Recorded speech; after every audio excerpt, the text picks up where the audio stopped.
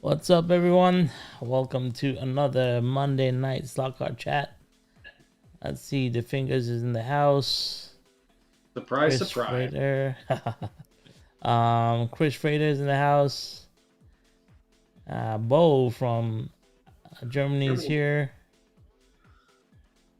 Let's see, John Tucci is here. Yeah, I think that's everyone so far. Memorial Day weekend for you guys, right? Yes. Yep. Yeah. So we'll see. Fallen soldiers.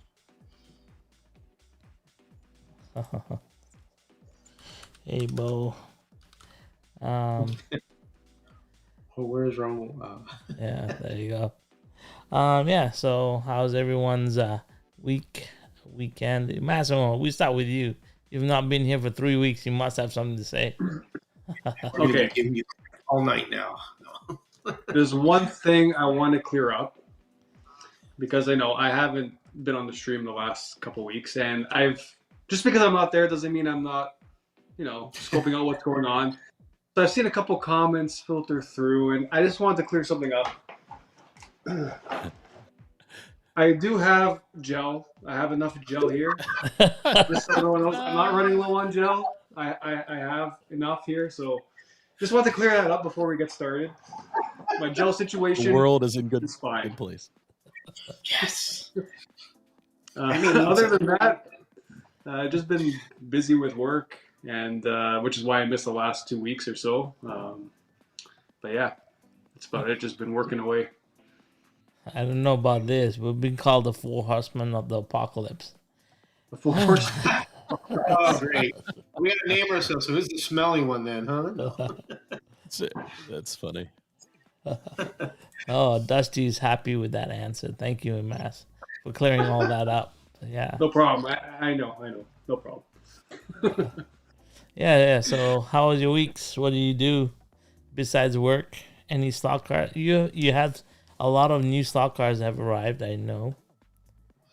Who, me? Yes, you. You with the hair gel. I mean,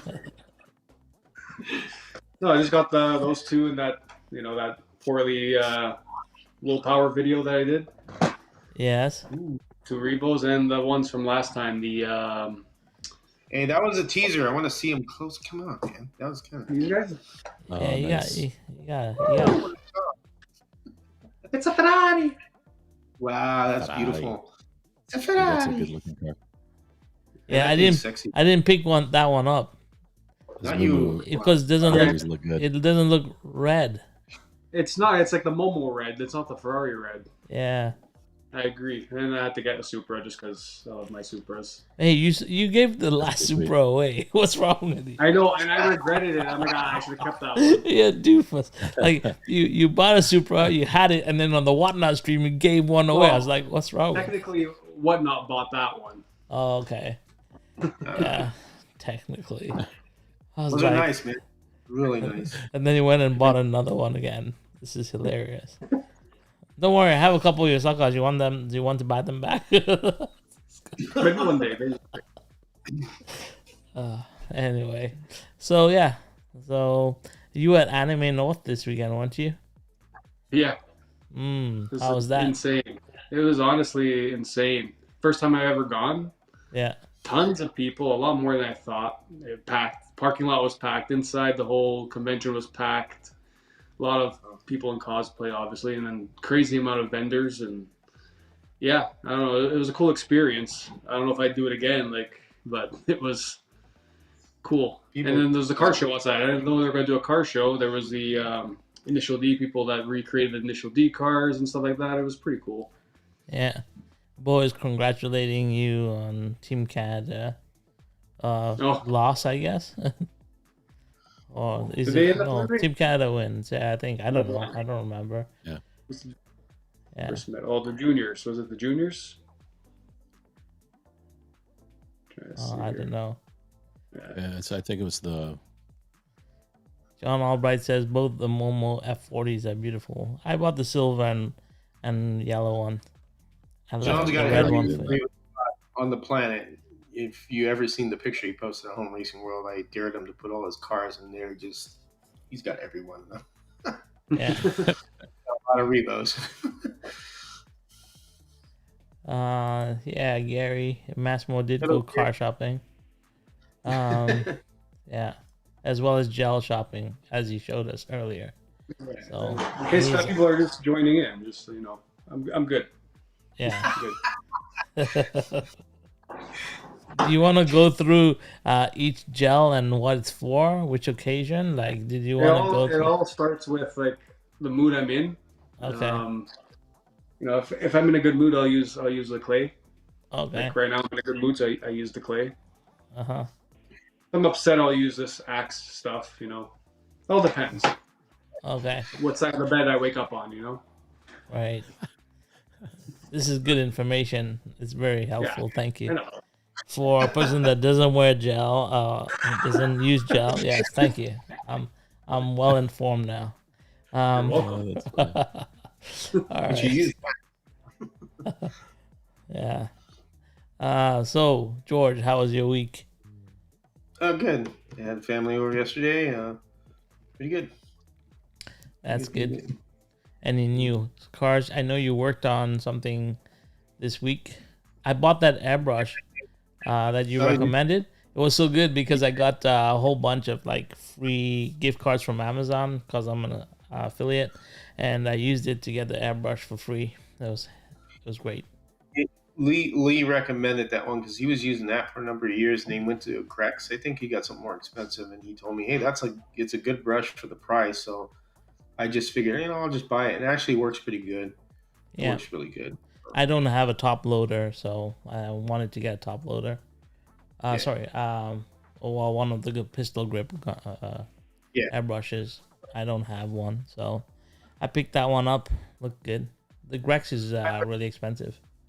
Yeah, it is. It's like almost plus 200. I prefer the pistol grip. I don't know, but I did get the slide sideways I was talking about, the 512 BB. So I tuned this already. Nice. So Dusty says we need to change the topic name of the stream. Looking good while slotting. I can't be part of that panel. I'm sorry. Yeah, I don't look I'm good at all. So too. The only person that's there is this Massimo celebrity guy. Maybe George. George we all look great. We're all studs. Come on. If you notice, there's 3 of us wearing hats here. Well, I didn't comb my hair though. Next week I'll wear a hat. Comb my hair. I'll just put my hat on, and that takes care of that. So. Yeah. All right, Marty, how was your week? It's been good. My kids are coming home, so my daughter just have 2 daughters, which is a lot about on my channel. My youngest, she came home yesterday, and my oldest, she comes home. She finished the school year on Friday. She's a 3rd grade teacher, and so she comes in on Tuesday. So tomorrow afternoon, and then her husband, she just got married last June, so they're getting ready to have a 1-year anniversary. But he comes in this weekend. So, and in my area, the big golf tournament is this week, the Memorial Tournament. So, we're gonna head up there at the end of the week and catch a round. Watch the people who actually can play golf. Watch them play golf. Nice. Yeah, it's been good. Yesterday, John, Mark, and Dusty came over and got some laps in on the track, which is the first time we'd had a chance to do that in actually probably a month or more. So it was fun just to throw some cars out there that I've been tuning and watch somebody else drive them. Because when you run a bunch of laps on your own track, you can get around the track pretty quick, even with a car that's not great. Right? Just because you know your layout. But it's fun to throw these cars that I've been tuning. Like I like 5 fly cars that I've been tuning on. and watch somebody else put pretty quick laps around is kind of fun. So we did that last night, and that was a good time. Great. Nice. Daniel Thomas is in the house. Yeah, my week was pretty blah. Got a couple of cars, but still waiting on my big shipment from LEB this week. Hopefully it arrives.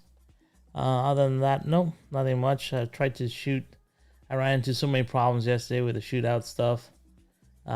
So that was interesting on my end. So this is a timely topic, I guess, for tonight.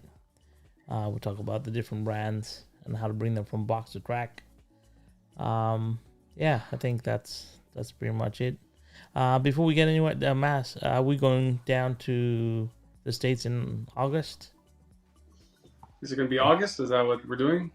That's what we discussed last time. I just want to firm it up because I have to start booking time off too. So. Yeah, once the August should work. I just got to know, obviously, like you in advance, where I can make sure I get the time off. Probably, I guess, towards the middle to end of August, I guess. Let's do middle, probably, right? Yeah, we'll drive down. Yeah. Yeah. Just give me dates and we'll work it out. We'll work out an exact week. Yeah, so we'll swing by with Marty. We'll have to figure that out with Marty because Marty will help us book the Airbnb or whatever we're booking for the week.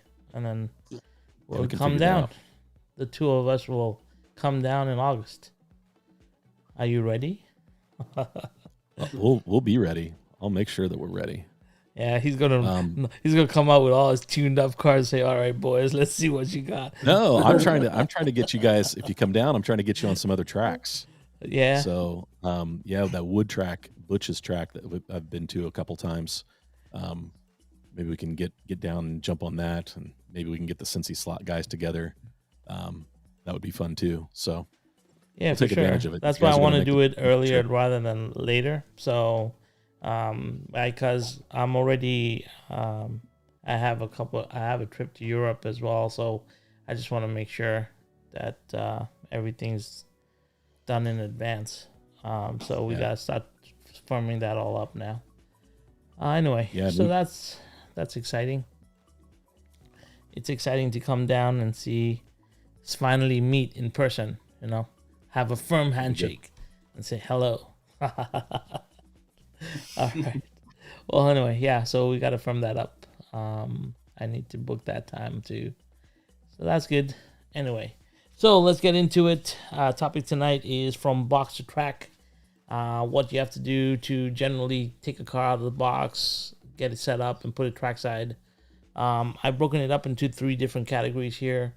I think what we need to start with is the beginner setup. And the beginner cars, what I consider beginner cars, and I think most of you will agree, there is 3 different levels of cars here, and the beginner cars to me would be what I call the Skelectric setups. Focus. I want it focus now. It won't focus. It hates me. Well, let's see. Maybe the Carrera will help it focus, and then we'll come back. So, yeah. So what I consider like the Carrera setups, and that's not focusing either. What's going on here? Of course. Nope. There you go. So, yeah. So Carrera, this electric stuff. These are... It won't focus on Skelectric. It doesn't like the Skelectric. Oh, there it is. Yeah, so Skelectric. And then I would say SEX would fall under this as well.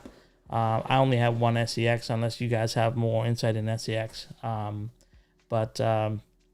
Yeah, so when we talk about these cars, the basics of tuning these cars they're pretty, like, from getting them to box to track is pretty simple, I think.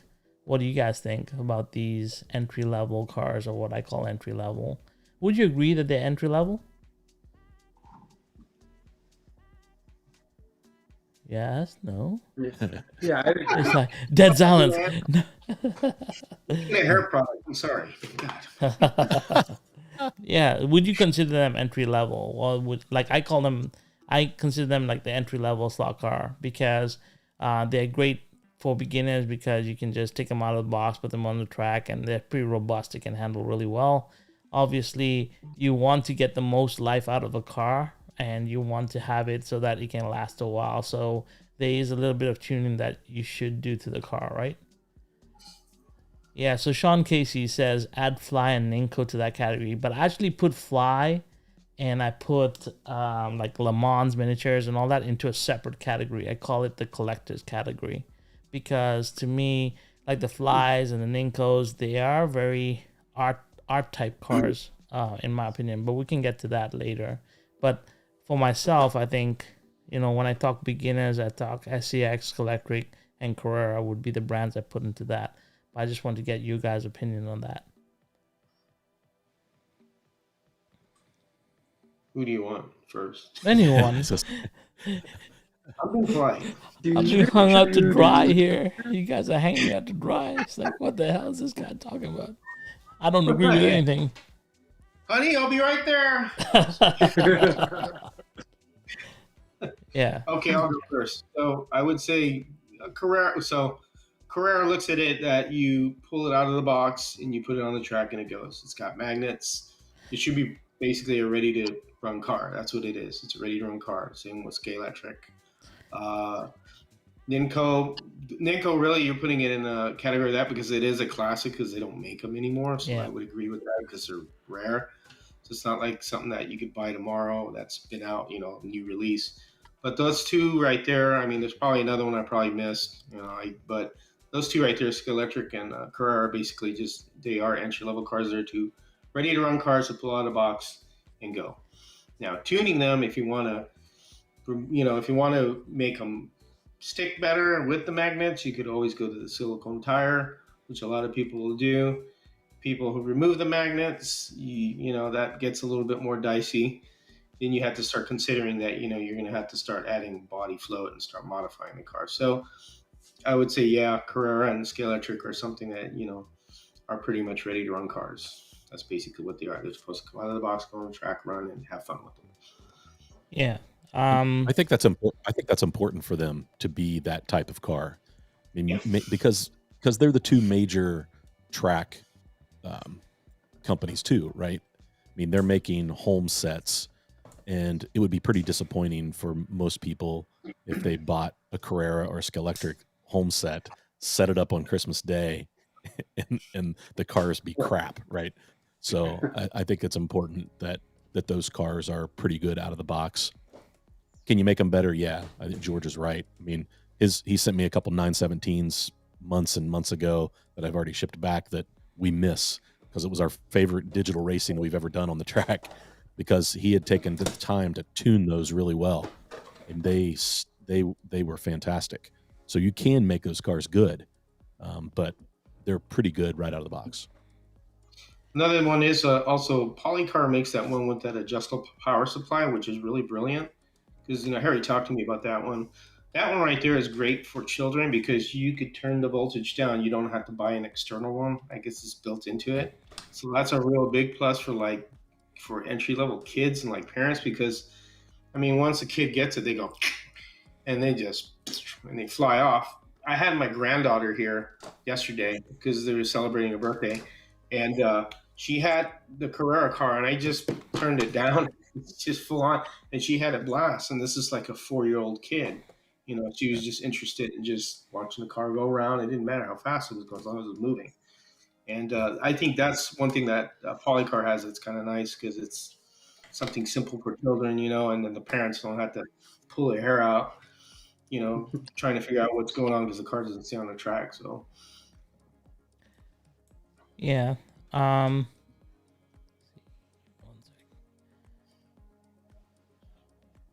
Yeah, I mean, that makes sense. Let's just go check a look. So this is a typical Carrera car, right?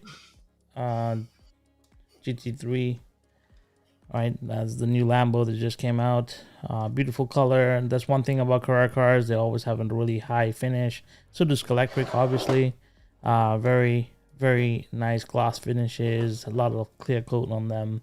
And then the basics to tune, I think, is just, if you really want the car to last a bit longer, or, if you're not in a rush and you're actually a hobbyist and this is your first car, I think just getting it open and lubrication, right? We always talk about lubrication. I think it's important even when you have a Carrera car to do the same thing. What do you guys think? Yeah, like I mean, I've made it a habit now. 'Cause even after you and myself were at Ernie's that one time, and someone told us about the cars, you know how they range. We all know that. All four of us can go buy this Lamborghini you have in your hand right now, and each one will be a little bit different because they're all Yeah. put together in an assembly line. So I started to make it a habit, kind of when I'm just chilling or watching TV. I'll have a new car in my hand. I'll take the whole thing apart and reassemble it basically, and then lubricate it like you said. And that's where I start with my basis on it. And from there, like I buy the float screws from Slot for Carrera that I use on the cars. Obviously, truing the tires or upgrading them to silicones or urethanes, what have you. But mainly, yeah, it comes down to tires and lubrication, really. Well, let's just talk about getting from box to track, right? Let's forget about truing the tires and all that right off the bat, because I'm talking from a pure beginner standpoint. You get the box, you open it up. Even the temptation is to put it right on the track, but you should open it up, make sure that everything is moving correctly, because sometimes this could be stuck. They have had instances where the Carrera gear isn't set properly, or you're having issues, and you don't want to just run it and strip. Make sure that there's enough lubrication. Now, normally with the plastic pinion and the gears, I just use a grease. I have a light grease that I put on here just to give that, and then you put a dab of oil into the bushing areas, right? And the cool thing about Carrera is the fronts also have bushing, so you can just add a dab of oil into all these areas, and then the car is ready for the track. And in my opinion, that's the basics of getting from box to track. Would you guys agree? Yes. Yeah. So that's what I would do with the Carrera, and I think the same thing goes on the Carrera, on the Scalextric side of things, and SEX. If you guys have any additions, let me know. But that's what I considered like the basics you need to get from box to track. And then, you can get into what I call the next level, right? Which is making sure your tires are trued, square. You have the maximum amount of contact patch to the track. You can then take it further from there, right? But, I mean, that's the basics from a Carrera standpoint. It's not the same when you get to the hobby grade kind of vehicles, though, because there's a lot more to do at that level, right? But when you start with a basic car like these ones, I think that's basically all you can really do from taking it from box to track. But yeah, we can. It's open for discussion, but that's what I think. Here's the. I think. Oh, go ahead, George. Oh, you're good, Marty. Go first, man. Well, I was just going to say, that's for most hobbyists, that's probably a good expectation, but for a family getting a track for Christmas or something, they're just going to pull the cars out and run them. Yeah. And then maybe they'll discover down the road that a little bit of tuning can go a long way. The rare breakout people will. Usually you hear it, I got it for the kids. Yeah, bull crap. You got it for yourself. Especially if you go Carrera. Or, 1/32 scale. I bought a whole 124 set. This is before I made my new track. I bought someone locally was selling a 124 set, and it came with, they had 3 cars, 124 scale cars. So they sold me the set, and they told me the cars aren't running anymore. They said, I don't know, is it the motors are burnt out or whatever, it's seized. They keep telling me seized. I'm like, okay. I'm like, whatever. I'll take them part of the set and I'll tinker with them. The reason why they weren't working anymore, there was so much hair built up around the axles that they were just seized. The cars were fine. Once I cleaned that all out, it was disgusting, but once I cleaned it all out, the cars are perfect. So some people just don't know, right? Yeah, that's the problem with running them on the floor. Yeah.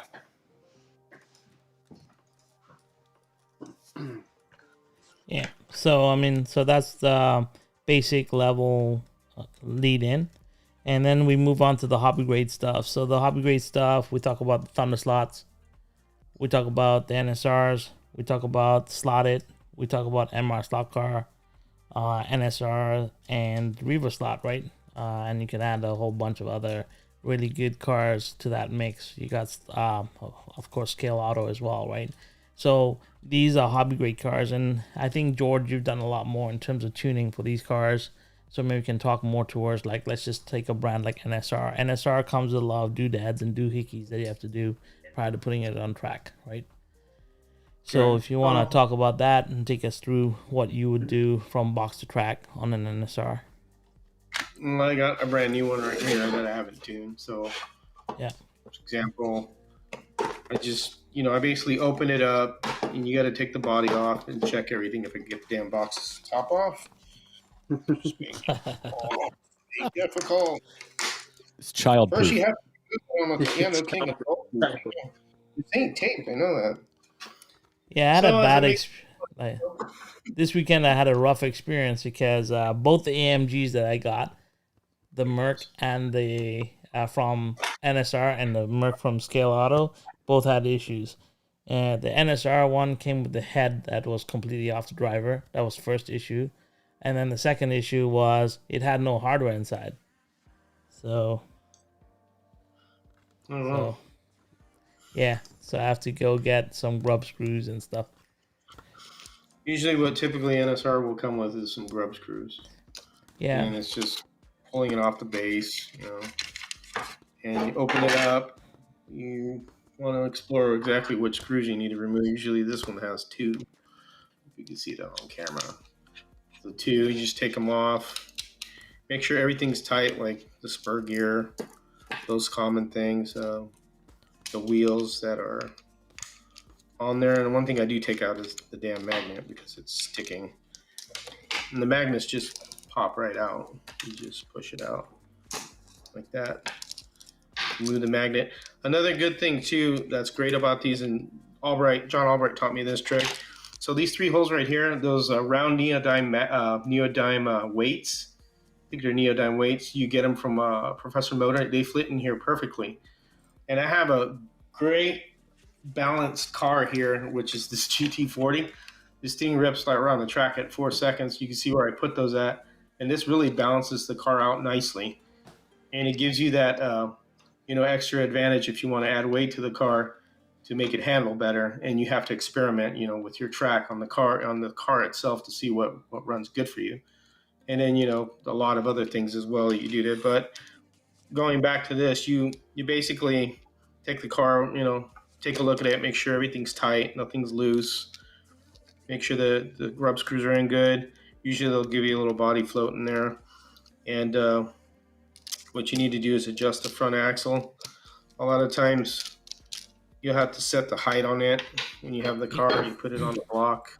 So NSR doesn't have bushings in the front, right? It just rides up and down that slot. There's 2 set screws. Yeah. One on top, one on bottom. See, now, I like to keep this from traveling up and down. They're pretty tight right now, but I also want them to spin freely after you lube them. If they spin nice and free, like, for example, like on these, they spin pretty good. See how they spin like that? Nice and smooth. That'll keep, resistance from happening when you drive it. This seems pretty good, actually, where it's at. Usually a lot of these NSR cars are in good shape to get them out of the box, but you can true these tires. And when you true them, you will have to set your axle a little lower after you true them, depending how much you true them, and reset your height. But right there, it looks pretty good. You have to run them and see, where you go from there. I usually like to treat the tires, and I use this, and this is called Tire Tweak. So you get this from the RC guys. This stuff works really well, and John has helped me out with this because John has done a lot of tire testing, and usually I'll ask for him advice on certain things. So he's got a really good wealth of knowledge. So I give him credit for recommending this stuff. And I use this, and I lightly coat the tire, and I let them sit. If you really want to run the car, let it sit for like an hour. I usually let them sit overnight, and then I used lighter fluid, which is naphtha, which is this stuff, Rosinol. And what I'll do is after the treat, I will do just this. So let me go to another camera that I have here. I can show you what I'm talking about. And what I'll do is I have a little station here. And what I do is I get the lighter fluid in a little bottle. You can get these little bottles at the dollar store. I put it on here after it's been treated. Just soak the sponge. You just get a sponge. So, George, John Tucci asks, does that stuff leave anything on the track? No, it won't. All you're doing is cleaning the tires. You clean the tires like this. And what it's doing is it's just cleaning them out after you put the stuff on and let it soak. It doesn't leave any residue on the track. It doesn't do anything to the track. I haven't had a problem with it, so it hasn't affected anything. And you just have to really just check it everything and put it on there. And then when you put your body on and everything, this is where you count the turns on these. So for example, I usually run these all the way down. So I have this. You see that right there? There's a little cross right there. I usually use that as a guide to how many turns I want to go out or in. So if I turn these all the way down, these are the pod screws. My track likes loose pods. I don't know why, because sometimes I don't have weight on them. If you can put weight on them, sometimes you need to put tape across it because they'll start chattering because when you add weight, then that's when they start moving around a lot. I just go like one turn as a general rule of thumb, one turn, and then go one turn here. And then I'll put the body on, all right? And when I put the body screws, I'll run them all the way down. And then I'll go one turn out and one turn out on the other one, and then put the car on the track. And you got to watch the car, listen to it, and feel, have a feel for it and how it runs on the track. Now, I know how mine will run, so I know kind of where to really mess with it. On your guys' track, it's all different. You may do something, different than I do because every track is different.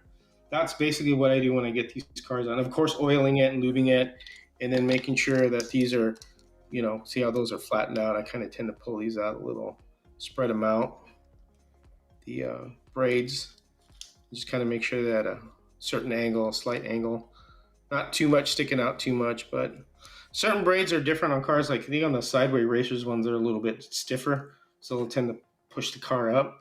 So you got to make sure when you put these on that they're not like so hard all the way up that they're going to pick the car off the track or anything. So you just got to run the car and just mess with the adjustments. If you feel that you need more movement on the pod because it's too tight, then you could loosen it up more. Or if it's too loose in the back, you could tighten a little more. You could add weight here and here and try that out as well, and then run the car and see where you're at, see how it's balanced. It's just a lot of trial and error, and it takes a lot of time. There's one car that took me like an hour and a half, and I just didn't give up. I wanted to get it right where I wanted it, and it just adjustment here, adjustment there, and even just a little quarter turn of the screwdriver, believe it or not, will kind of make a little bit of a difference. It's kind of ridiculous, but it does. Sometimes you just go this much, that may change a lot. You just got to mess with it. But yeah, that's what I do. And that's, everybody does everything differently. Guys put tape, like I said, when you add weight to the car, that's when you really need to add the tape. A lot of the cars that I have done don't have weight, except for this one. This one didn't need any tape because this doesn't chatter and it goes into the corners nicely and it doesn't do anything weird. So this car actually is actually probably one of my best tuned cars because I could throw it on the track and do 4 seconds with it. So I know it's a good tuned car. So you just have to, get your timing system and, you could judge it by that. And then you just got a little adjustment here, a little adjustment there, and you just got to fiddle with it. Because that's what the hobby is you just got to mess with them. Yeah, so Jordan Albright also says the tire tweak, you can use it to polish tires as well. Yeah. Yeah, so that's NSR. Then we get, like, Marty, you do a lot with the Thunderslot stuff, right? Yeah. It's just they're one of my favorite cars. Yeah. But I'll be honest with you, they're so easy to tune. That's probably why they're my favorite cars. Really, out of the box, just do your normal things that you do, lube and get the fronts trued and the front end set up. I even have one that I've not trued the fronts, and it still gets around my track really, really fast. But I make no bones about it. My Elva is my favorite car. And there's some, I've got I got some tape on the bottom just to keep the chassis kind of in control. So those motor pods, sometimes they'll slap in a turn. You can kind of hear it click, and that'll just calm that down. Yeah, that little chatter, like George said. So, but then this one, I've put a slot invasion guide on, and it really hangs in the slot with that guide. And then I've used some high quality braid. Some of the stock braid is kind of thick, and to get the front end a little lower, I'll swap it out for either NSR braid, or I actually I like slotted braid. I think it's good. And then Daryl, he talks about a lot of the guys at Cincy Slots run an Elva. They think it's the fastest Thunderslot. I think that I'm not sure why. I mean, the chassis is really the same, but it's probably a wheelbase thing. But they basically they do a little trick with the tires and put just a little wider tire on it.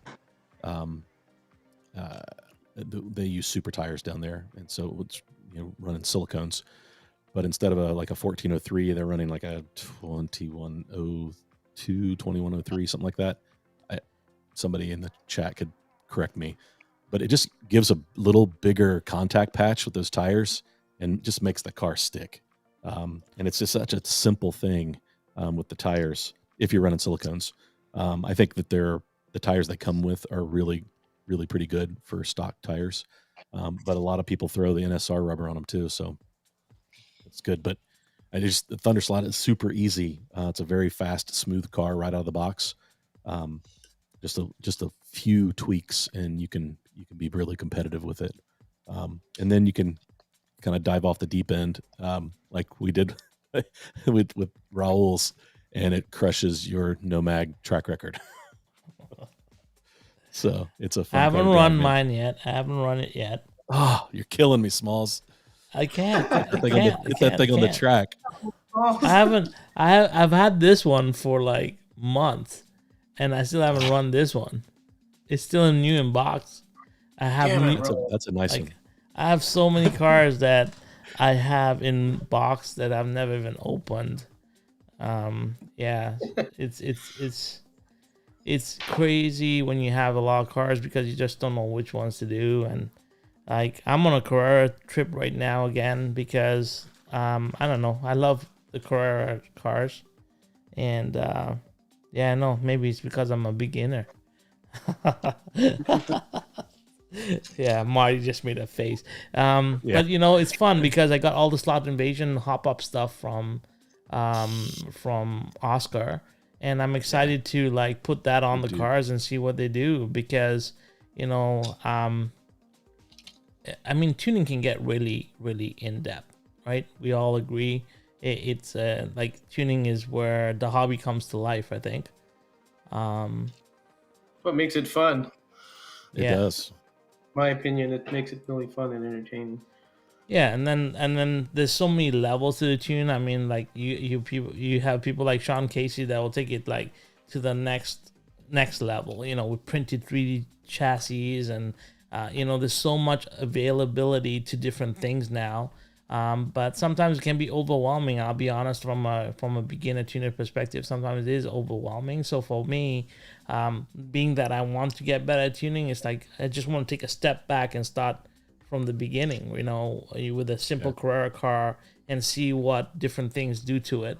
I don't have a floating motor pod in the Carrera chassis, but with the Slot Invasion upgrades, the rear ends. I mean, Massimo, you put the Oscar Slot Invasion kit onto your 124 cars, and you said it makes a major difference, right? Yeah. The tires are urethane. They're good urethane tires. Oscar's got some good urethane tires. Yeah. So I think it's interesting for me to start at that level. But then Marty, you've been doing tuning quite a bit, and you have Daryl that's been like really instrumental in helping guide you with your tuning, right? And that makes a big difference too when you have people that are guiding you through. And everyone has opinions. Everyone's got like certain ways they want to do things. Everyone's got a specific tire that they like. We always get those comments. Like I said to George before we started this live stream, was like, this is going to open a whole can of worms because everyone's going to have different ways to tune their cars. Everyone has a different way to tune a slotted or the Thunderslot or an NSR. But at the end of the day, it's all about what works for you to get your car on the track as fast as possible, right? That's from my perspective. You got to remember they're tuning for their track too. That's why everything may be different. Right. I mean, throw my car over on Marty's and me run like crap, or Daryl's track. It's just you got to tune the car for the track. So. We say that, but then there's that. Yeah, there is that. If you're going to that fine level of tuning, yes, you're going to find those differences. But I think in general, when you take a car and take it out of the box and tune it to the general standard, it should run pretty decently on most tracks. I think. Like we say there's a variation in tracks and everybody's got a different variation. But if you take a car out and tune it, make sure that the front wheels are barely touching. Make sure you have your brakes riding low enough that the car's not lifting off the track. Make sure that you've through your tires, you've lubricated properly. It should give you a good driving experience on the track, right? Unless the car really needs a lot of work. And that's my opinion of it. But, you guys can chime in and say what you think. Right, like an example, like behind Massimo was a poly car, and one of my favorite cars was the Ferrari that came out, the 333 SP. I took that car right out of the box. I put it on the track. I lubricated it, put it on a track, and it was amazing. Super quiet, smooth to drive, and that's basically for me. That was like liquid gold. I hit gold. Because that's exactly what I want. I want a nice, smooth, quiet car that I can feel as I accelerate and decelerate, and it does what I want it to do, right? Whereas, like I was saying to George, like some of the racer sideways that I got initially from the 2008, like especially the BMW M1s, as soon as you get on the throttle, they jump out the slot and pop off the track, or they need weight to be added. It's like those get a little bit more technical, and that's a good challenge. I mean, Marty, you're experiencing that every day, every week with those challenges, and that's the fun part of the hobby too, right? Right. But and that's where you become better at tuning. But from a beginner standpoint, you have to start somewhere, and that's where I'm saying I take a step back, go back to Carrera, go back to the basics, start with what I know. Slot invasion guides, put them in. Adjust the rear end, figure out what's the difference between the bushing and the bearing. That's how, like for me, it was granular, because I need to understand what's the difference. Does it really make a big difference? Does it not? Is it car specific? Is it brand specific? That's why for myself, I think it's brand by brand. I want to do it brand by brand, but right. Yeah. See, like Ragtop says the same thing. Like it can get confusing, right? Yeah. Yeah. I think what's helped me, Raul, is people like Daryl, who basically said, here's a tuned car. Here's a car that's the same pretty much. It's not tuned. Reverse engineer it. Make this one race like that one, right? And like that's a great way to learn. John Albright is giving me tons and tons of pictures of saying, hey, here's what it should look like. Here's a great place to put the weight in that car, because he's tuned that car before. He has experience with it, and he's willing to share that. And there's a lot of other guys that have, I've posted videos, I've posted on YouTube, I've posted stuff on Instagram, and guys are like, hey, this is what I did to my car, and it's fast. Especially with like the Fly and the Ninko. I bought a Ninko, a BMW V12. I love the look of the car. It looks great. It was awful on the track. And I had purchased one of, or I'd gotten one of, Oscar had sent the DTM kit. And I was like looking at it, and I'm like, I didn't have a Carrera DTM, I was looking at it and was like, I bet that would fit that Ninko car. So then I experimented, and it transformed that Ninko car into something that can compete with the rest of my fly cars. Now it's not going to compete with my NSRs, but like that was, so sometimes it's just trial and error and testing and being willing to try something new. And that's a big part of it. Yeah.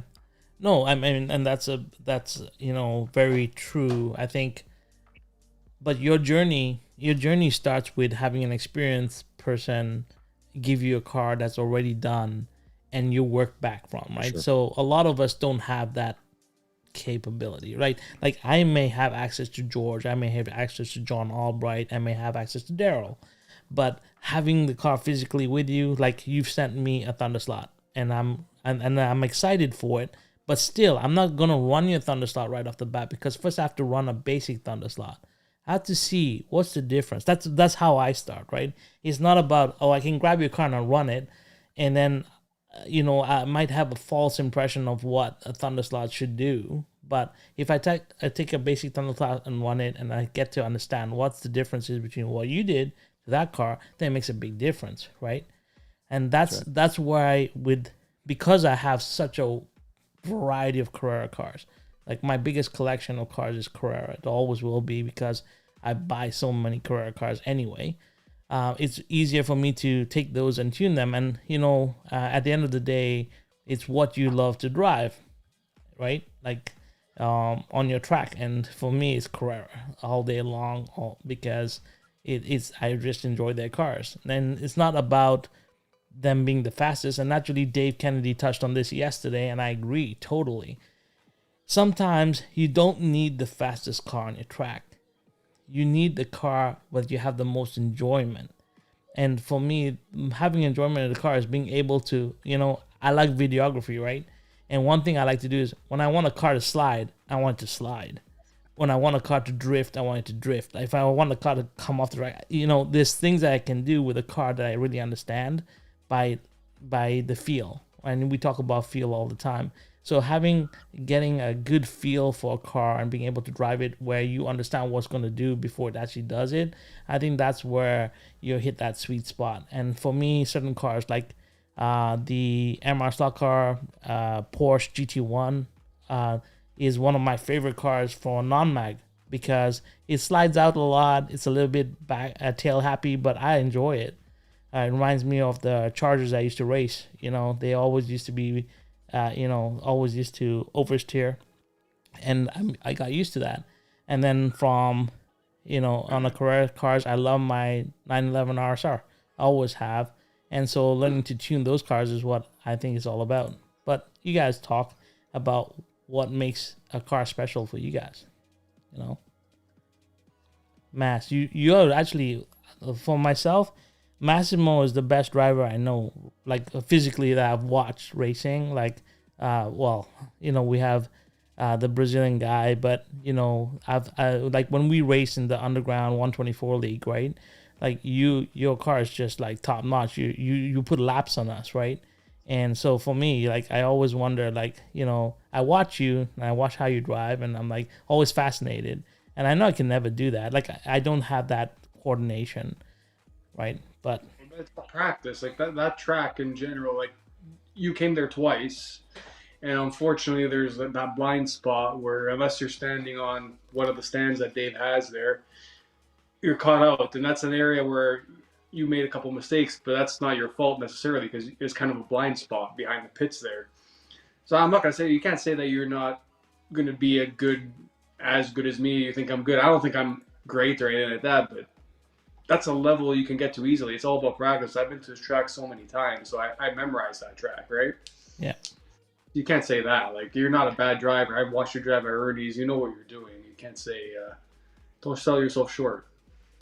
No, I'm not selling myself. There's nothing selling short here. It's just that, like, when I look at people that I don't drive enough. That's the bottom line. Like, I drive enough to get a shot. Right? Or if I'm testing a car, I'll do 10 laps with that car. But my rules for testing. It's like the car has to complete 10 laps without going off. It goes off, and then I get tired. If I'm testing a car and I keep on flying off, after 5 tries, I'm going to go slow because I'm going to be like, okay, I can't drive this car 10 laps and complete it. I'm going to drive it as fast as I can under the speed limit, knowing that I won't go off on lap 9. And that's happened so many times. I'll be testing a car and I'll be doing a run, and on lap 9 I'll go off, and I'm like, shit, like, that's the whole take gone after restart. And I've done it so many times. And then you tend to drive slower. And that's what I like, is like consistency over a number of laps over just a one hot lap, right? Hot laps can be a fluke. But yeah, I don't drive enough, I think, and that's the truth. If I wanted to, if I really took it seriously, I would drive more, but I don't, right? My enjoyment of the hobby is very different right now, I feel, as well. Yeah. But like Marty, you've been tuning a lot, and you've been actually racing a lot as well. So how's that experience? Very well, but it goes back to practice, Raul. Like that was the big thing that I realized when I went to Butch's track a couple weeks ago and did the night race. Like with the lights on, I was fairly quick around that track and did really well. But I just didn't have enough laps in when they turned the lights off. It changed everything for me, and it always comes down to laps. On my layout, I can get a pretty bad car around the layout pretty good, just because I know the track so well, the layout, so well. But then, I was throwing like this little fly. This car is a blast to drive. 18K motor. It's not super fast, but it is just a blast to drive. And it's because I have a ton of laps in, and I've practiced with that car a lot, and I can just get it around the track. It comes down to practice. So, that's the biggest advice that I could give somebody. Going to a new track is intimidating. There's no bones about it, that. But if there's practice time, get on the track and practice. I like to talk. I like to meet people. I like to see what people have in their pit boxes. I spend most of my time running my mouth instead of running laps, and that's not good if you want to be competitive. But I don't race to be super competitive. I race because I love being around a bunch of guys, putting laps in, having a blast. That's why I jumped into racing. I'm not going to be a world champion anytime soon.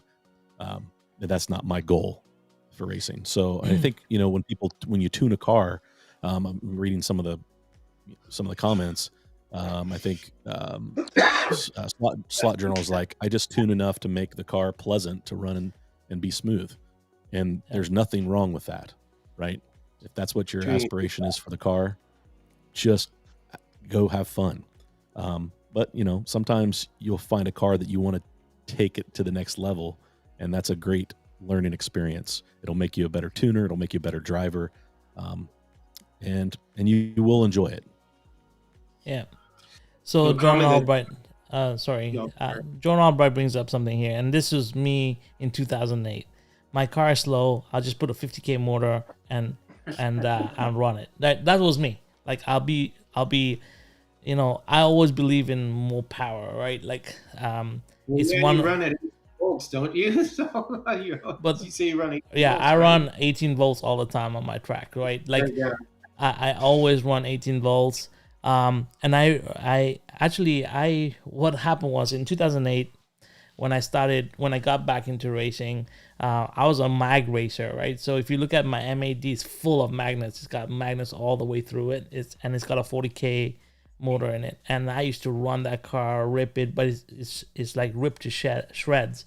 I have like GT40s that have half the panels are all gone, but it didn't matter to me. I was going for speed. That's all I wanted, to get a car that hooked on the track and just got speed. It wasn't real racing. It was just, for me, it was a lot of fun just going fast, and all my friends were doing it too. So it was fun when we were all magnet racing, and it was all, just for fun. And that's basically it. But now I enjoy the cars too much. I don't like my cars getting damaged. I lose a side view mirror. I'm like, I'll be with a magnifying glass on my track looking for that side view mirror because I really enjoy my cars. I don't want them to get wrecked. I buy them because I want to collect them.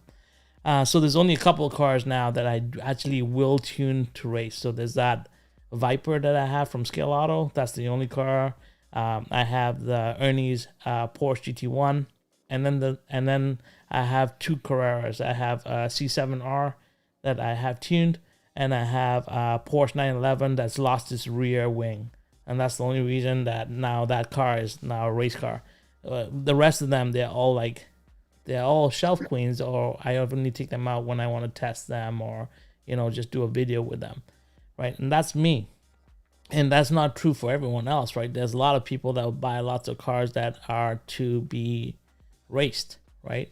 And they go all the way in with their tuning. I have, like Massimo knows about this, I have a 124 Viper Scale Auto that I got tuned up. I got a pro tuner to tune the car just to put it on the shelf because it has the biggest motor you can possibly buy for 124. It has all the upgrades for the 124 Scale Autos, and it cost me well over $1,000 to tune that car, and I put it on the shelf. And Massimo doesn't understand, but I said to him, it's a Viper. A Viper should have a big engine, and it should be fully tuned. And that's why I did it. I never raced the car. I think it's been on the track only once, but that was me. That's what I do because I think that's what it's supposed to be, right? That's insane to other people, but that's just me. That's what I like. That's why I'm in this hobby. Is not to become the fastest racer, to have the fastest car. When I get to Marty's gonna run laps around me on his track. I know this, but I'll be there with my camera cars to capture you guys in motion. That's my claim. That's what I want to do, right? So, getting back to from our topic, which is from box to track, you can do many different things, many different ways. Just do what makes you feel good with the car. Get the car to what you want it to be, because everyone has a different gauge, right? To their prowess in slot car racing, I guess. I don't know. Anyway, that's me blabbing away. What do you think, Mass? Sorry, I was just looking at the chat. I think you're crazy for no, to each their own. I mean, I would like to see that car run at least once after everything that's been done to it, but right. I get it. You want that thing done up to the max to put on the shelf. I mean, no, it's all good. I get it. It's a Viper. It has to be. It's either going to be there or wrapped around a tree, right? So I'd rather have it on the. Oh, okay. Here we go. That's fine. You have your fun. It's all good. That's what Vipers. They Vipers are tree huggers, aren't they? Yeah, and that's what the old Vipers used to be, not the new. I'm just. It's okay. It's okay. John Albright says you can't run 18 volts unless you got a wide open track or lots of magnet, non-mag at 18 volts. It's suicide mission on plastic track. You know what? I don't have a problem with running it at 18 volts. It's I'm not hard on the throttle. I'm easy on my throttle, and I have a lot of fun. I love drifting those cars at 18 volts. I have a lot of fun. I drove the F1s. I drove the Monty, the Polycar. It was lots of fun at 18 volts. I had no problems with it. I'm not using all 18, I guess, when I'm accelerating. But for me, it's just I've always run on 124 power supply ever since day one when I had my track. So I'm used to it. And I just don't dial it down. I've never dialed it down. So, yeah. Well. Anybody else have any ideas? Revo slots. Anybody tuned? I think George, you've done a lot with the Revo slots. Yeah. What do you suggest? Follow War Eagle Racing's video on the Viper tune. That's pretty much it. That'll teach you everything. Yeah. I got that off of. That's how I learned from Scott Culp's excellent tuner. Another one that knows how to tune. And then John knows a lot of tricks too. So I mean, I've learned a little bit from John also. So Yeah, I think for us, like, well, I'll speak for myself. Like with the MR stock cars, it's easier for us to learn to tune because there's Ernie that's right here, right. and we get to his track, and he'll tell us everything about the car. He has all the hop ups for it. He has everything that you need for that car. So for me, an MR stock car would probably be the one car that I could tune to the level I want, with accessibility to all the parts I need, easier, right? So that's good thing about having the designer locally. We get to insight just like you have with Daryl, right, Marty? It's great to have that good knowledge base at your disposal that's right there, that's physically there, to actually take your car and say, okay, you never looked at this. Like there's a person called Chris that's at Ernie's that does that with me every time I go. He'll take my car, he'll say, okay, you know what, your bushings are not completely centered, let's ream this out, and he'll show me all these little things that I would never think of. And you learn, right? Every time you see that, you learn about it. I don't have all the tools, I don't have all the shims. There's so many little things. Yesterday I was having trouble with the scale auto. Like, okay, get bigger tires, but then somebody also said put shims in there to push out the tires a little bit from the bushings. In the rear, it will help the car drive properly. I was like, okay, so now I have to go get shims, right? So these are all little things that you don't think about. The toolbox has to expand all the time, right? I watched George, your video a while back. You were tuning this guy here, the Ken Miles. Oh yeah. So I watched that video on you that you did. Pretty much did what you did to that car to this car, and it changed it completely. Oh, cool. Like, it runs really good. It's like John said in the comments earlier. Once you get a baseline, you get a baseline for every car, and he makes a good point on that. And also, you don't overthink it. He also made that comment. You overthink stuff, you start frustrating yourself. Get a baseline first. Like I said, what I do, one turnout on the pods, one turnout on the body. There's your baseline. Set your axle. If you want to treat your front tires, you can do that too. Treat your tires. After you treat your tires, clean them with naphtha, throw it on the track, see what it does. A little adjustment here, a little adjustment there. It gets a little squirrely in the back. Maybe tighten up a little, maybe add a little weight. If it starts chattering, then you put the tape across the pod to limit that. You have to do all those little things, and that's why we talked about how people do more train stuff. It's because you don't have to tune a train, but you have to tune the slot car. So it takes more time. So that's basically what I do. I'm not no expert tuner. I just go by what works for me. And I try and show that to everybody, what works for you. And then if you find a better mouse, you build a better mousetrap, I would sure love for you guys to share that, because I like that kind of stuff. If I get information from everybody else, I don't know everything. I get help from John, Harry, and other guys that I see online too. So Cyborg has questions here. What's the best way to clean tires? Rubber. He says Napa, or urethane, Windex, silicone, simple green. Is that true? I think silicone is just warm water with a sponge. That's what I know for silicones. You could use Windex is fine for silicone and for urethane. For if you treat your tires for rubber, you could naphtha. Just like foam tires, you could use naphtha too. Yeah. Hey, now leave trains out of this. Okay, I don't know where that came from. Straight from left field. Wild man. When you start tossing too many things at a car all at once, it's easy to get lost. 100%. Like, I like to do little increments and document it.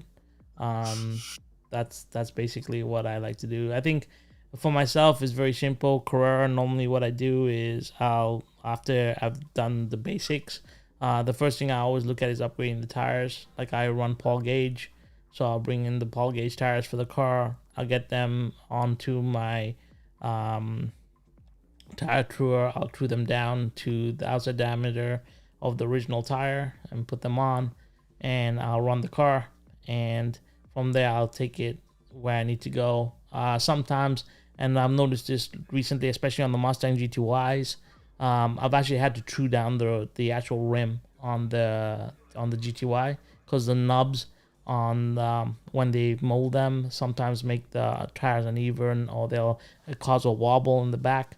And I noticed that, especially when you shoot at 1,000. Actually, that's why I love 1,000 frames per second. You can actually see the car shifting as it's running down the track. You can see where it's bobbing, if it's wobbling side to side or up and down. You can get to see all that on 1,000 frames per second. So when I see that, then I make adjustments and try and get it as smooth as possible. But yeah, that's what I do right now for the Carrera stuff. But I'll be doing video with the 3 Porsches that I'm doing right now with all the upgrades and taking them all the way to the end to the best of my ability. Yeah. For urethane, you use lighter fluid or isopropyl alcohol. Yeah, I use lighter fluid. MP, you use lighter fluid too, right? For your urethanes? Yeah. Yeah. Roll needs to drive his Alva. Everybody wants me to drive the Alva. I will. I have to drive this one first. I won't drive the Alva until I drive this one. So.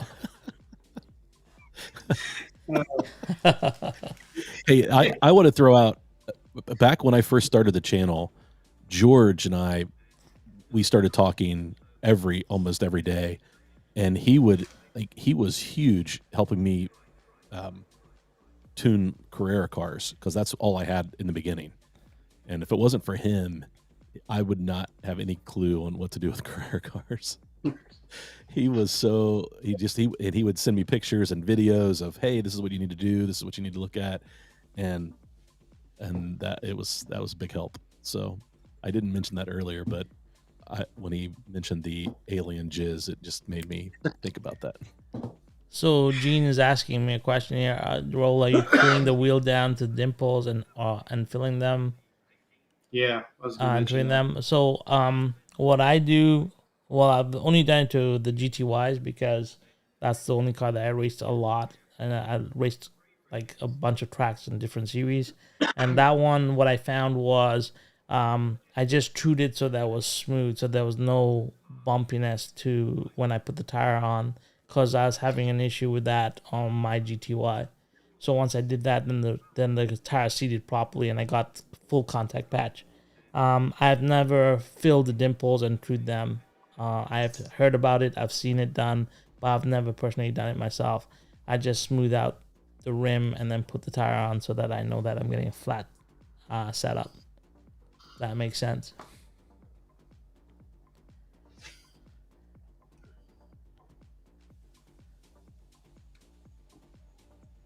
Guys, you need to find some pro slots, cartridge slotters, advanced etc. to play with and tune. Some of those can be a real challenge.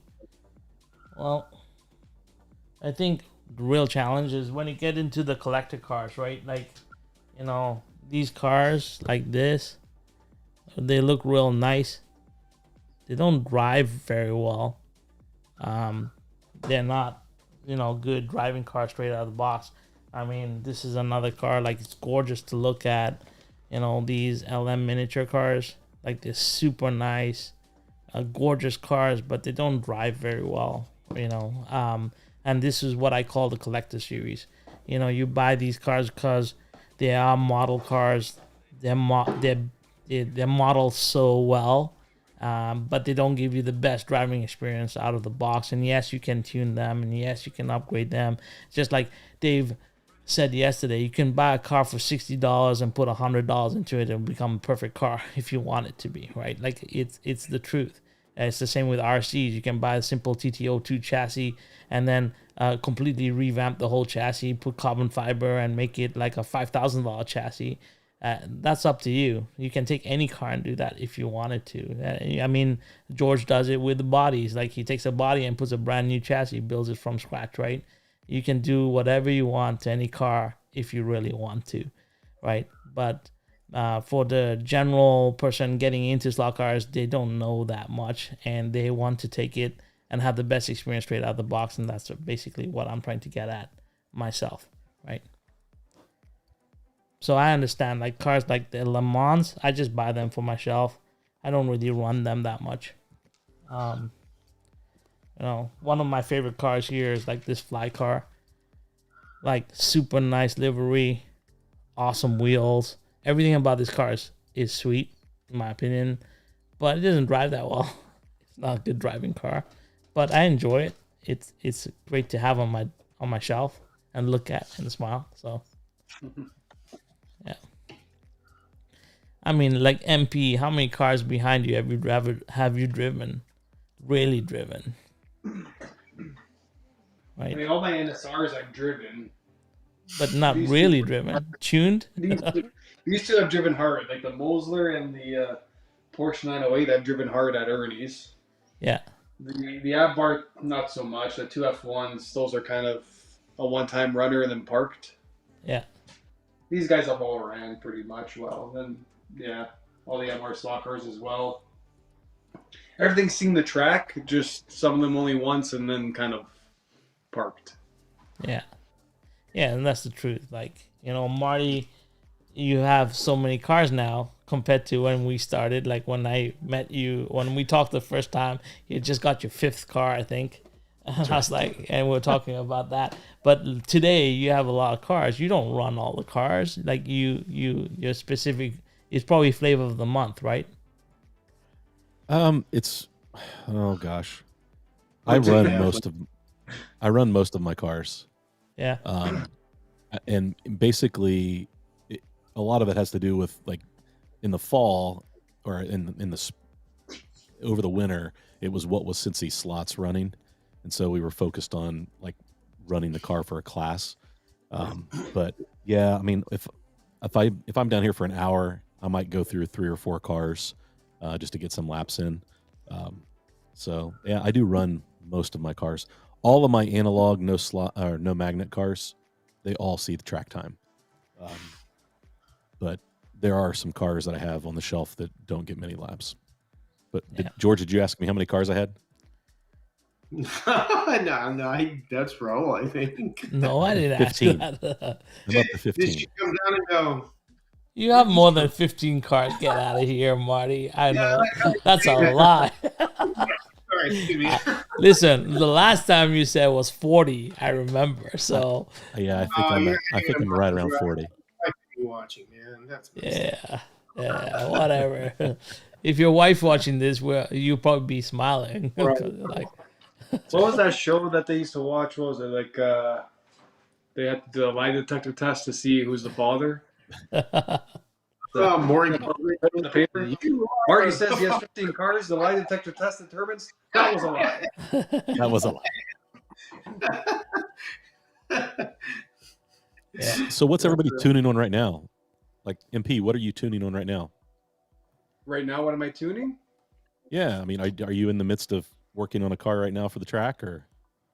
Right now, no. Like I'm still finishing off the track, but what I'm gonna start next is I haven't tried messing around with any of the Revo slots yet.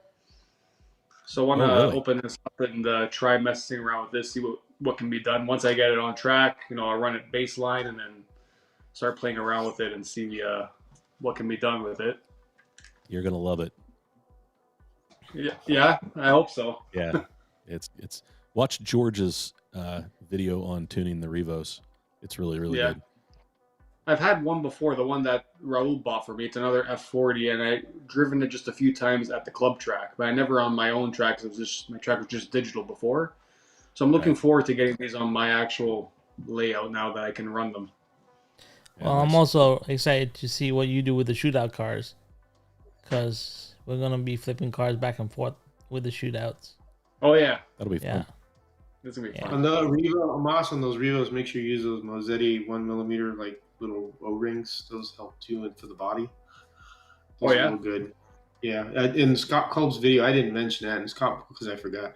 In Scott Culp's video, he mentions those. So look at his first before you look at mine, and then get it. Yeah, he does a full breakdown and tune on the Viper on his video. That's how I learned. Yeah, that's the first Revo slot I tuned. Yeah, let's gotta give credit to the guys that actually, put the first video out on there, and he's one of them. So.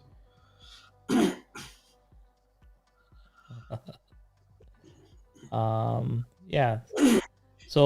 So that's what Massimo was doing. What about you, George?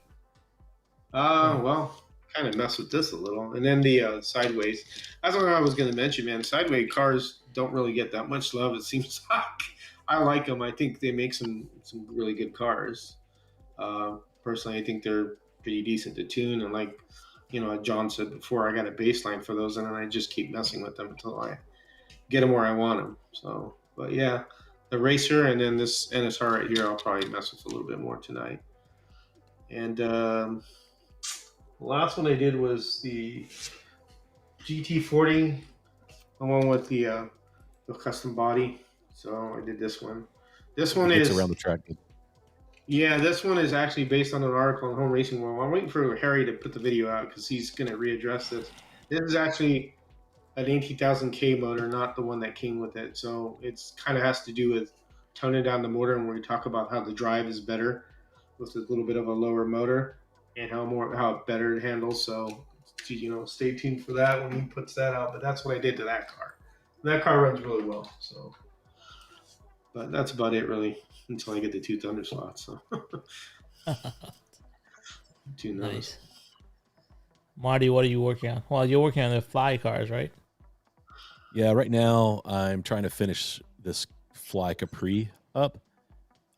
It's running really, really good. It's just a touch tail happy. So I'm kind of moving the weight around just to find the happy spot for that. What kind of weight are you using, Marty? Are you using the tungsten putty or? Well, so I have some tungsten putty that I'll use and to move determine around. the spot.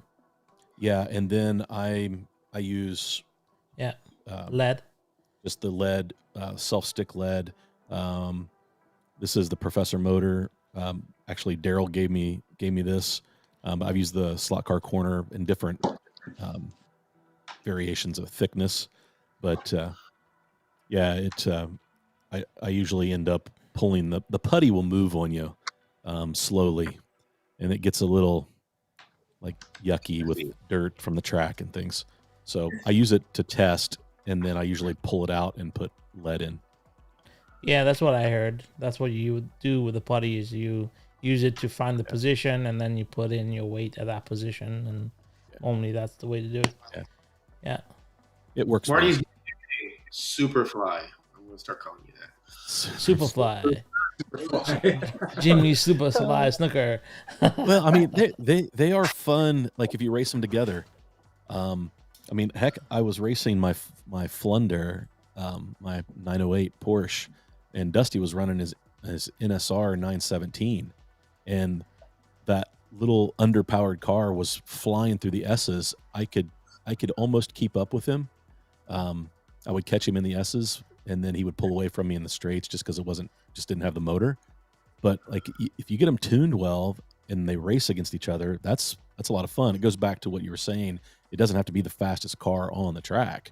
It's just is it a joy to drive? And I'm all about finding joy on the track. So this is a good question. Slakawama says, so are you all in clubs at this point? So Marty, I know you're in a club because you race Cincy Slot. Yeah. George, I don't think you're in a club, are you? Well, you have organized races, right? Yeah. I have what? Yeah. No, I mean Marty has organized races. George, do you actually race anywhere or no? No. There's one place, but I haven't gone there in a while, and I really don't go.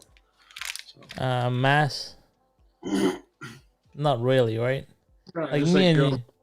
Ernie's to mess around kind of thing, but I haven't joined any of their leagues, and then other than going to Dave's house for. Yeah, we run an underground 124.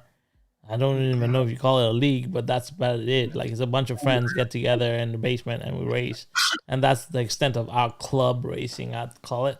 Ernie's, I think they're so fast that, I mean, we could race at Ernie's, but it's always the timing is of issue, like because they race on Saturday mornings and I can't go in on the weekends because sometimes my daughter has some extracurricular activities and it's always difficult to get the good race time. So I never really end up racing, but they have a phenomenal race group and they race regular, I know, at Ernie's. But if you're asking, are we all in clubs? No. I think, Marty, you're the only one with consistency in terms of racing right now, out of the four of us, I'd say. So it's good that he has the great resource that he has, which we met through the club, which is great. And that's the kind of people you want to meet at club races that are willing to help you out like that, like Daryl has, and show him things, and then you tell him, here, run this car, and then run this one that isn't tuned. That's what the hobby is really should be about right there. And that's hats off to Daryl there for doing that to Marty, because that's really important. Those are the people you want to connect with. So. Yeah, you're right, George. We're super fortunate that we had that kind of experience up front, because we know that not everybody has that kind of experience. They walk into a club and they're the new guy and they get shunned, and so yeah, we were blessed for sure by those guys. Now they still like to beat up on us, like don't get me wrong, but here's the thing: I knew that I wanted to get faster, and the only way I was going to get faster, and Dusty the same way. We knew that we had to go test our skills someplace else. And when we went someplace else, we found out we weren't that fast, and that we were okay with that. But then it really drove us to, one, get better at driving, two, really get better at tuning. And that's been, that's been the club experience for us. But we know that not everybody, there's a lot of people don't even have anything close to them. And ours isn't close. It's almost 2 hours to drive there. So, yeah. Well, Global Racing League is starting up in October. We have, and that's going to be fun because it's time attack. You're racing against yourself. We're all racing on the standard setup. We're all going to be racing the standard car setups. So we can learn from each other. And that's where I'm really excited, is that people from around the world can get together, race on a standard, track setup, and have some fun. And that's something that, I thought was important, because not all of us live in areas where we can get to a club track really easy. Yeah, we're fortunate. Even me and Mass, even though we're fortunate, we just can't get to the races on time because there's commitments. Our Saturday morning is prime time, and Wednesday nights is prime time as well. So I don't really get out to the club race nights because I can't do it consistently, right? But having the Global Racing League where you can race on your own time, in your own space, on a kind of standardized track. We'll see how it goes, but I'm hoping that it does work out, and we get to experience some good racing, and we learn from each other and become, get more knowledge. But yeah, I'm looking forward to that.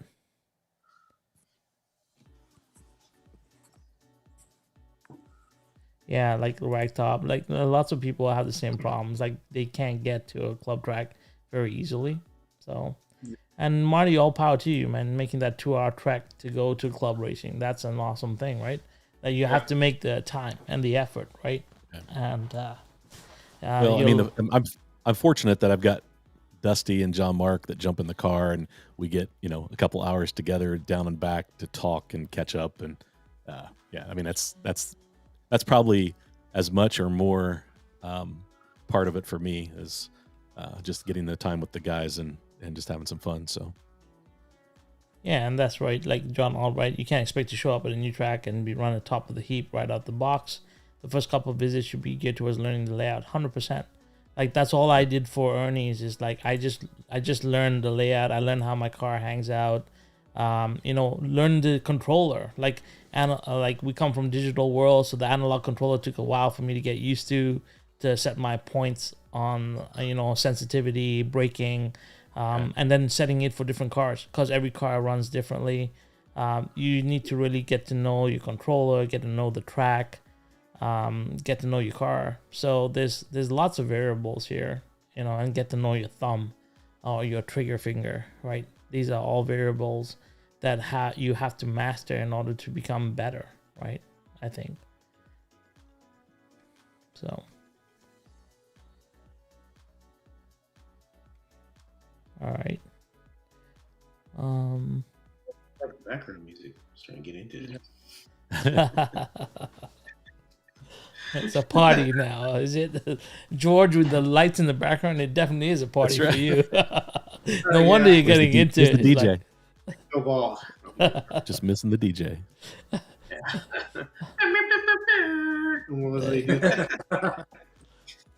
I don't know. I don't have that. I don't have that in my sound pad. I'll just.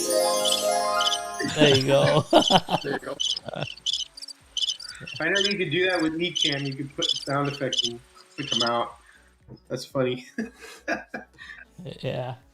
I have sound pads. I think George, Marty, you have the same Roadcaster, right? Yeah. So. Yep. Yeah, I'm happy. I set up my workbench setup, so I can finally do live stream straight out of that setup now. Everything takes time. Yeah.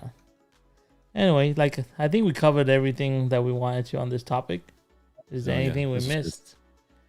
Is there something? I know Ernie has a whole bunch of hop-ups coming for the Shadow, so I know suspension kits are coming, and yeah. Cool.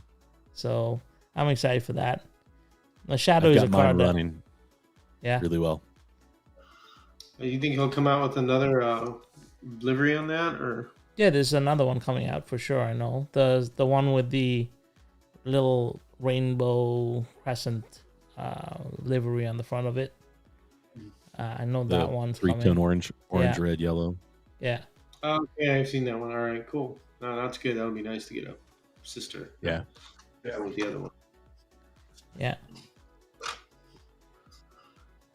Yeah, Daryl always gets to track about 3 hours early, so he can help you guys tune. Like Daryl's a gem. All right. He doesn't put laps in though. He doesn't usually practice. He's spending too much time tuning everybody else's car. He's helping people. That's cool. You have something like valuable. It's valuable to the hobby because if you have assholes, nobody's going to want to do it. So that's great that he does that. Yeah. So John Albright brings up something really important here. He says, always practice in the gutter lanes at a new track. As you move forward towards the middle, most tracks become easy to drive, which is exactly what I do. I work on the inside all the way inner or all the way outer when I was learning to drive Ernie's track. Because your car performs so differently on both those lanes, right? That you need to understand that. 100%, I agree. My workbench is the kitchen table. Does that matter? Don't matter.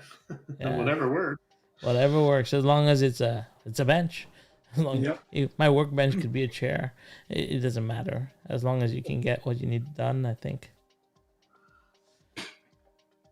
Yeah, Daryl is the man. We should start. Daryl doesn't like to be in the public eye. He told me that, but now we're really pushing him. It's all his fault for tuning an Elva and sending it over. That's right. He's like, "Oh, don't tell Massimo about the Elva that I helped you." I was like, "It's too late. The video came out already." Oh, it's funny. But he's excited for you, Mass, to drive the car. So when you come by next time, and when I come over to your track, when I bring the camera car, we'll run it on your track as well. I'm excited to do this crossover between our two tracks. Be interesting to see what the cars do across the two different layouts. Because my layout is very tight and very like all 1/60s for now until the big monster is complete. And then it's a different track altogether. And then your track is very racy. I like your track layout is like a real racetrack. It's got like a little bit of technical and then long sweeping corners and fast sections. So it should be fun.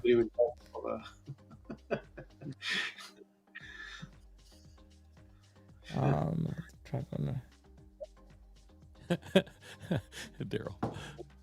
Yep. I wish somebody would drive the Elva. Someone drive the Elva. I can drive mine. Somebody just drive the Elva. Hey, can you drive yours, George? I think Daryl wants to see an Elva go around the track. Give him the Elva experience. Hey, I've seen George's is quick. His gets around the track in a hurry. That's all right. I need the tires clean, but listen to him humble. It does all right. Yeah. They do crappy on everybody else's track though. He says that, but he sent cars to Marty, and Marty said they were some of the best running cars on his track. So I don't know what you're talking about, George. Yeah, they were the fastest magnet car, some of the fastest magnet cars we've had on the track, and they were a blast because they were digital. I was stupid enough to true with silicone tires. That's why. You know how much it took me to true each of those tires? 3 to 4 hours. That's how stupid I was to do that. And I used the what's called the type of sandpaper is the drywall one that has the big squares, and that took a long time to do. That's why those cars are that way. But worth the time, yeah. I mean, they run good, but it really truing silicone, don't do it. It's very long process, and I wouldn't want to ever do it again. And in the early videos, you see raceway, you see videos of me truing silicone tires. So. Yeah, and you don't really gain much from truing them because they come pretty good. Yeah. I think my key was truing the wheels. That was really important part. That right there, and gluing them on there, and then that's it. That's all you need to do. Really, you don't have to true any silicone. And so, MP, what's your next? What are you working on with your track? How far is it off from being finished? Not much has been done, unfortunately. Like since the last video update,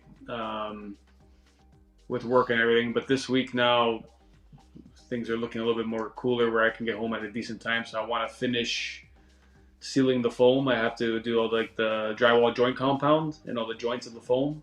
Yeah. And do that with the mountains as well. I carved all the mountains. I just got to do all that as well to harden it so I can paint them. And then I have a bunch of stuff coming in from Slot Car Scenics. I ordered some like billboards and stuff like that. Are you gonna airbrush your mountains? I'm gonna try. After you gave me the tutorial, instead of painting them with the brushes time, I'm gonna mess around and try with that. I think it'd be fun to, it's something that if I make a mistake, I could just cover it up. So I don't mind. I'm gonna give it a shot. That airbrush that we just got, that's a good deal for that airbrush. It's only like in the $40, $40 range. That's a good airbrush if you want to do something like that with that. Okay. Yeah. You just come grab mine. Yeah, there you go. That's right. Don't spend any money. Yeah, I want to watch you airbrush. You had you watched me airbrush, so it's my turn to watch you. You're like a professional. No, I'm not a professional. Get out of here. I've seen those little figures you painted, man. No. Those look store-bought. Better than store-bought. No, I'm not even happy with the ones that you just recently did. I was like, oh my God, I shouldn't have done this live. But they're decent for what came out. But when you don't understand paint, the paint is very different. So yeah, the next set I'll just paint with the stuff I got. But it's difficult to try and teach people the basics if you don't have a basic set, I think. So yeah, at least I did that. Yeah. What about you, Marty? Your track is perfect. You done any more scenery work to it? No, I actually need to order. I want to do a few more billboards. I've really enjoyed that, just to create some nice backdrops for photos for my Instagram account and YouTube thumbnails and stuff like that. That's really all I've got. We really like this layout. I don't foresee it changing for a while. Yeah. So maybe because of that, I'll have the ability to add a little more scenery. So. Yeah. And I guess everybody's. Oh, sorry. Go ahead, George. No, I was reading a comment ragtop about a month. I'm still waiting on my elevator. I guess the racetrack scenic elevated one. That's what he's talking about. That's cool stuff. Yeah. Yeah, those look interesting. The elevated tracks. Yeah. It's a really good system. So I was just calculating how many I would need for my track if I were to use it. It's just not worth it. It'd just be too much. Yeah. But my track, I'm building the mountains on the second side. So, not just putting in all the foam. I still have to do so much work to mine. I have to put all the spray foam in, and yeah, there's so much work. Sometimes I just get overwhelmed. I will walk away from it. Like, I don't want to do this anymore. I'm almost at the point where I want to take my commercial track away from the commercial track and just bring it home and put the commercial track into my basement and be like, I'm done. Now I can build around this, because honestly, sometimes it gets overwhelming. It's a lot of work. Hats off to Boone, man. Boone's like nuts. And the amount of work that he's done to his track is just like, when you actually go down to do it, you understand. Yeah, I'm so used to doing like 2 feet by 2 feet setups. I'm not used to doing like 28 feet by 12 foot setups. It's a different world altogether. So yeah, it gets pretty intense. But yeah, I think that's it. Like, I don't know if anyone else has anything to add tonight. If you have any more questions, let us know.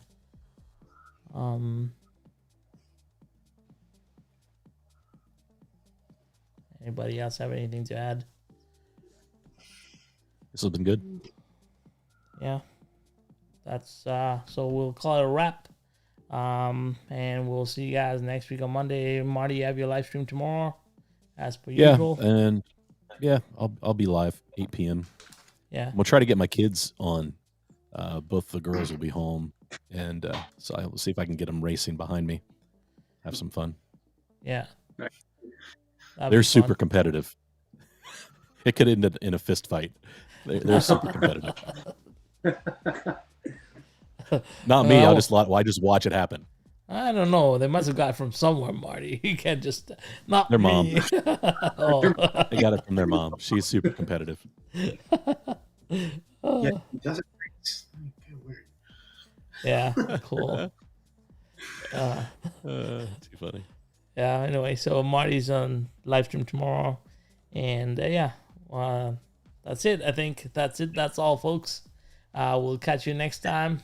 And exactly, I was going to say the Looney Tunes as well. Anyway, yeah, we'll catch you next week. Until then, take care, guys. Take care. Later, guys. Bye.